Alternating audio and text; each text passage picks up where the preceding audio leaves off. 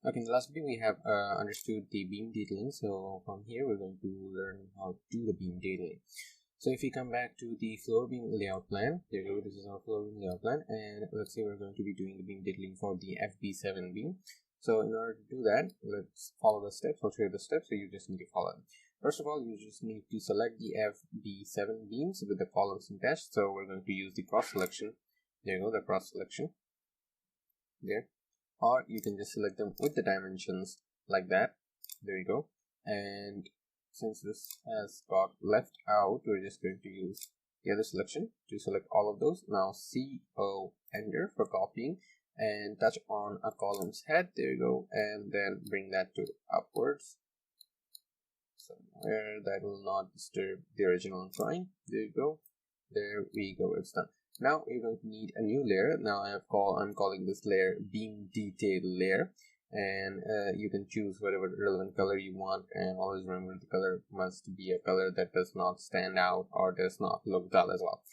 Okay, now we're going to take construction line, horizontal construction line somewhere near here at a relevant distance, and now we're going to do an offset of 18 inches. Now your beam depth might not be 18 inches, but this 18 inches is just for a format so that the beam detail looks good, because you're going to be handing out a paper output, not the software output. If you are handing out the software output, then you need to do an exact detail, but if you're going to hand out a paper output, you just need a theme, a template that looks like the beam that they have to do detailing on, and then you need to put in the dimensions manually yourself so that when they see the dimensions they can do accurate work.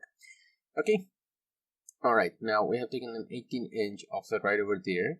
Right after that, what we're going to do is we're going to take construction line. This time we're going to take vertical construction lines, and we're going to be marking out the columns just like we did when we did the elevation drawings and the section drawings from the complete AutoCAD course. If you remember, this is kind of the same thing. We're just going to mark out the columns using the vertical construction line. There you go, there we go, there we go, and there we go. That's a landing beam, so I don't think we need that. I don't know why I brought that up. Okay, so that's about it. That's still what we need, and I'm just going to delete this. Okay, let's delete this, and the landing beam as well from here. Okay. So this is our FB7. Okay, we don't need this dimension. Let's bring this over here. Okay, let's just leave it at that. Let's just look at the beam detailing.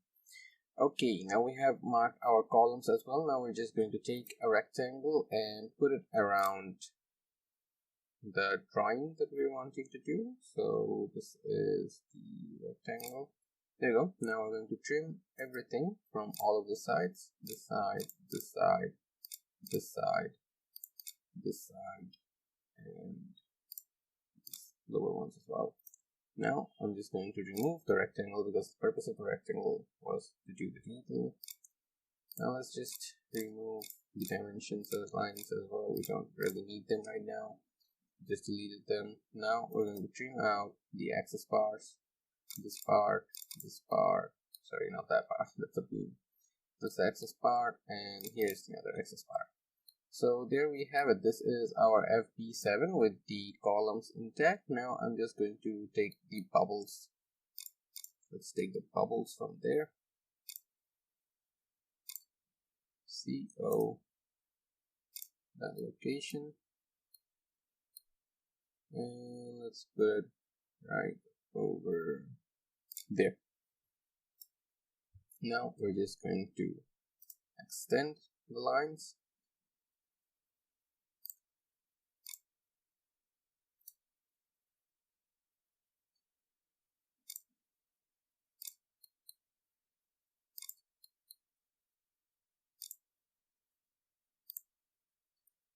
Okay, there we have it. So this is part 1, and we're going to be moving on in part 2.